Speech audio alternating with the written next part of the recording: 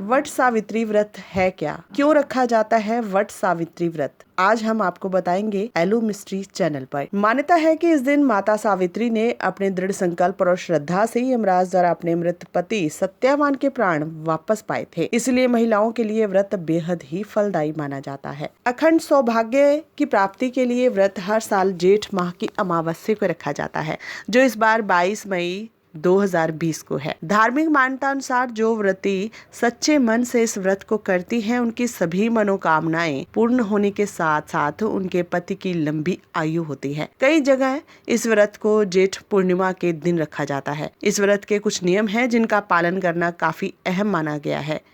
जानिए वट सावित्री व्रत की पूजन सामग्री, विधि, नियम, कथा क्या है। पूजन के लिए माता सावित्री की मूर्ति, बांस का पंखा, बरगद पेड़, लाल धागा, कलश, मिट्टी का दीपक, मौसमी फल, पूजा के लिए लाल कपड़े, सिंदूर, कुमकुम और रोली चढ़ावे के लिए और पकवान, अक्षत, हल्दी, 16 श्रृंगार और पीतल का पात्र जल अभिषेक के लिए रखा जाता है। अब आपको बताते हैं कि वट सावित्री व्रत की कथा क्या है।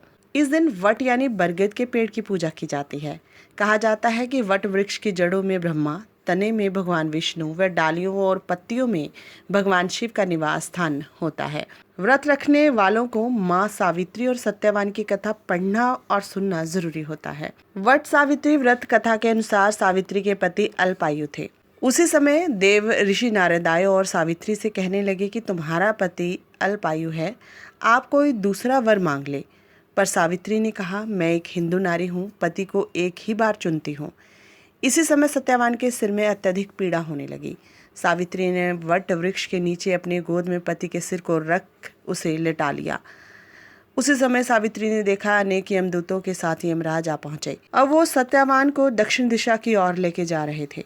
ये देखकर सावित्री भी यमराज के पीछे पीछे चल देती है। उन्हें आता देख यमराज ने कहा कि हे पतिव्रता नारी, पृथ्वी तक ही पत्नी अपने पति का साथ देती है, अब तुम वापस लौट जाओ।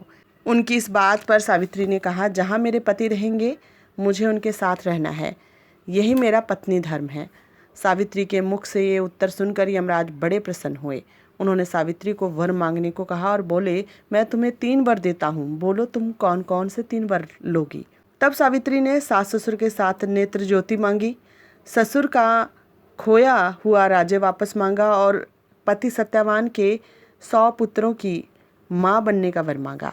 सावित्री के यहाँ तीनों वरदान सुनने के बाद यमराज ने उसे आशीर्वाद दिया और कहा, तथास्तु, ऐसा ही होगा। सावित्री पुनः उसी तट वृक्ष के पास लौट गई जहाँ सत्यवान मृत पड़ा था। सत्यवान के मृत शरीर में फिर से संचार हुआ। इस प्रकार सावित्री ने अपने पतिव्रता व्रत के प्रभाव से न केवल अपने पति को पुनः जीवित करवाया, बल्कि सास ससुर को नेत्र ज्योति प्रदान करते हुए उनके ससुर को खोया राज्य भी दिलवा दिया।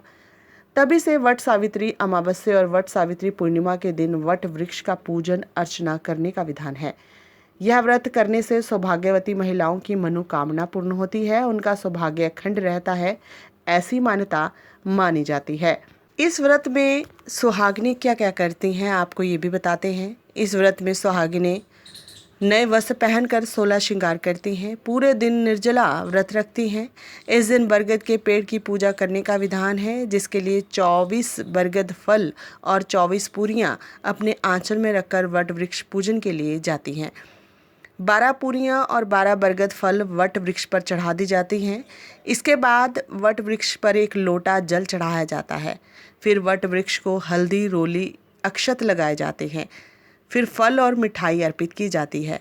इसके बाद धूप दीप से पूजन किया जाता है और फिर वट वृक्ष को कच्चे सूत से लपेटते हुए 12 बार परिक्रमा की जाती है।